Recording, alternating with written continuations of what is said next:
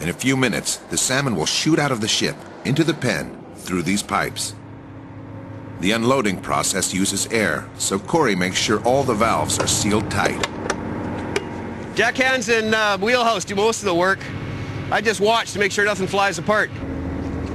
Corey gives the thumbs up. The pipes are secured. Jeff lowers them into the fish pen and fires up the compressors. These powerful blowers force air into the holds, creating so much pressure that all the water and fish shoot through this opening at the back of the hold. Then, they pass through these two pipes, which unload the fish straight into the pen. They're basically just swimming in a column of water. There's no damage to the fish, no scale loss, no banged up gills, no nothing.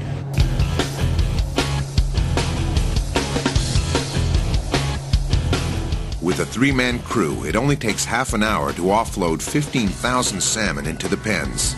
It's amazing you can do so much work with it so quickly, so easily.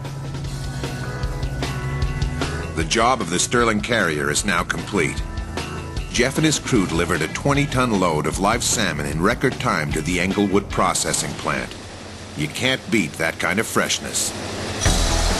Fish farmers have an edge over fishermen when it comes to delivering fresh product on time. But there's one thing both fish farmers and fishermen have to contend with. They can't control Mother Nature. That's what the Mavericks at Neptune Industries are trying to change. They're busy streamlining land-based fish farms while trying to reinvent the entire industry. We use the phrase catch the wave, okay? And that's the wave we're talking about, the wave that goes into the future.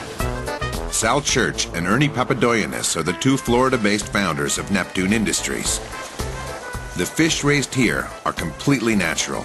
They receive no antibiotics, absolutely no additives, and no special coloring.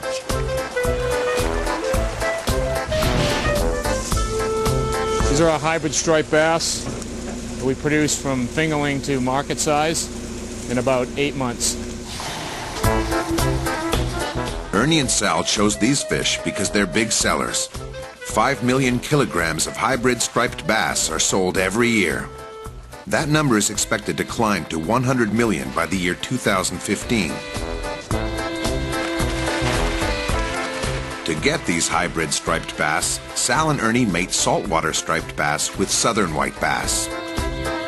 So when this fish goes to market, it looks very much like its parentage, which is the wild striped bass. Unlike its natural cousins, this hybrid bass was genetically engineered to be a superfish with extra features. It will survive both warm and cold water. It will grow in completely sweet water or up to full salt water as well. So it's a very versatile fish. The entire Neptune fish farm is a bit of a hybrid itself. It's a blend of old and new technologies. 7 years ago, Sal and Ernie bought this old, inefficient fish farm and turned it into a well-oiled machine that produces 4 times more fish than before.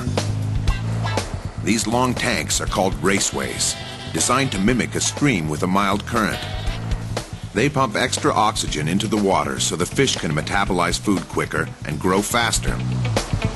What that does is it allows it to grow extremely high densities of fish in a small volume of water. After the fish use the water, it's then naturally filtered through a canal system. Sal and Ernie also discovered they could slash more time on the production line if they used circular tanks.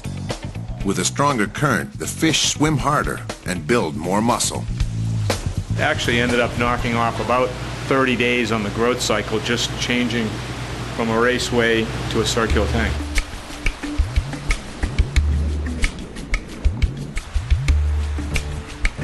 Installed in a nearby quarry lake is another innovation at Neptune Industries, the fish farm of the future. This version of the aquasphere that you see behind me is a 15-foot prototype model. This unusual-looking tank is the product of 12 years of research and was designed to be used virtually anywhere. We have developed a system called the aquasphere, which is designed to take the pressure off of the environment. The aquasphere is a solid-walled system where fish can't escape and predators can't get in. It's the first flexible tank system in the world. It can bend with the movement of the water. That tank gets impacted by wind and wave action. It actually flexes and returns to its original shape. But that's just the beginning. This integrated system has a number of advantages over traditional fish farms. For instance, if there was lake turnover in this lake tonight and the oxygen dropped to zero, we can cut off the water flow and turn on a pure oxygen injection system in the tank, which will support the fish over a 24 to 48 hour period with no problems. So you have the security of knowing that you won't be out of business if the conditions go bad. Another great advantage is the Aquasphere's low energy requirement, allowing it to function completely off the grid, using solar panels, windmills, and even wave power. To raise roughly 500,000 pounds of product takes almost 200 horsepower worth of pumps to move the water throughout that farm. With Aquasphere system, we'll be using less than 30 horsepower. The secret to this efficiency is air and gravity.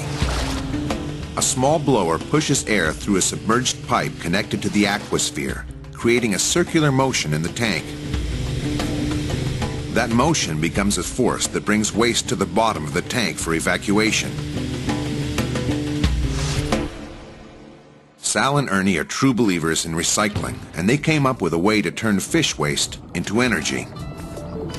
They put the waste into this anaerobic digester where bacteria eat it and release methane gas, which can be used to power anything from an oven to a combustion engine.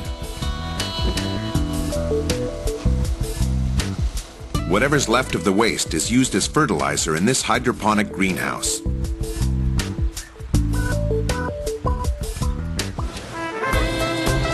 To Sal and Ernie, the Aquasphere is the answer to many of the challenges our planet faces. It's the wave of the future, so they'll keep riding it.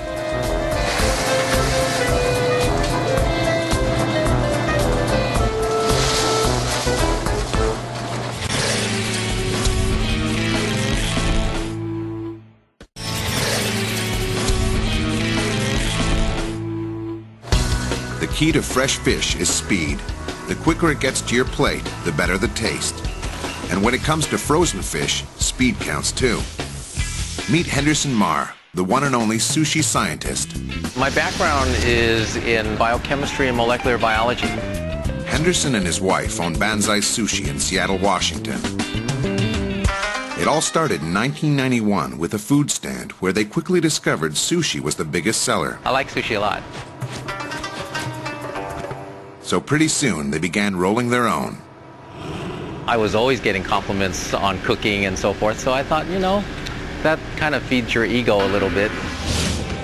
As a scientist, Henderson's work dealt with researching and testing methods of freezing human tissue for medical research. Using these techniques on fish was not a big leap. Fish is a very delicate tissue, and the drying tendency of the fish, the hydration of the fish changes when it's out of water, a fish out of water. Henderson was breaking new ground. His knowledge of cell biology and biochemistry allowed him to create a new kind of sushi. Frozen sushi. Fish that can last up to a year in the freezer and be restored to fresh-like quality when thawed. I approached it strictly from the standpoint of a scientist, experimentation, outlining the experiments, identifying the variables where things could go wrong. Sushi is a Japanese delicacy that dates back 2,000 years and started as a method of preserving food. Meat and vegetables are wrapped in a cocoon of vinegar-soaked rice, then rolled in fabric and stored for later use. The vinegar keeps the pH levels low and slows the growth of bacteria. After 2 years of research and development, Henderson managed to extend storage time to 9 months. And he can't tell us how he does it. I can tell you, but I'd have to kill you afterwards.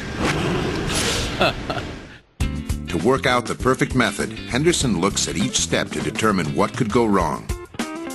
One of these steps is the way the fish is washed. Another critical factor is the temperature of the rice and when it's removed from the cooker. Sushi rice is not your usual rice. Mixing it with the right kind of vinegar is key. It's critical to the frozen sushi recipe because the balance of the acid and the sugar and the salt. Banzai makes its own sushi vinegar every 7 days. If you have a store-bought sushi vinegar, you would fail miserably at making frozen sushi. And the list of variables for freezing sushi goes on and on. There were at least 35, 45 variables. And what about the time factor? Just like anything in the industry, fast means fresh. The faster the freezing occurs, the smaller the ice crystals. The smaller the ice crystals, the less the cell damage. Henderson's biggest challenge now is trying to keep up with demand. Our production capacity can produce about 6,000 pounds of sushi in a given shift. That's a 6-hour day. That means when these 20 Banzai sushi chefs work at full speed, they pump out an unbelievable 450 kilograms an hour, all rolled by hand. Imagine rolling out thousands of kilograms of sushi every day. It's hard work, but it's paid off. The Banzai name has earned countless awards for taste and quality from industry trade shows and culinary institutes around the world.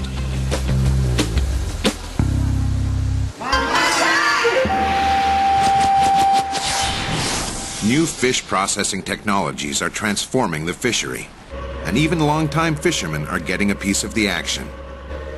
In Newfoundland, cod fishing was the main source of income. But when cod stocks declined in the late 60s, the inhabitants of Fogo Island faced a tough choice: abandon their way of life or adapt. They did more than that. They formed a co-op, became experts at crab and shrimp fishing, built a processing plant, and created jobs for everyone. Phil Barnes is the co-op's general manager. It's about survival of the people on this island. That sets us aside from all other fishing enterprises here in Newfoundland. Today, they're processing a catch of shrimp. These shrimp will go through over 25 steps before they're bagged and shipped. In 48 hours, they'll be washed, sifted, peeled, and cooked on site. To meet the high standards of international buyers, each shrimp is checked one by a machine that uses 4 cameras and lasers to detect any defect.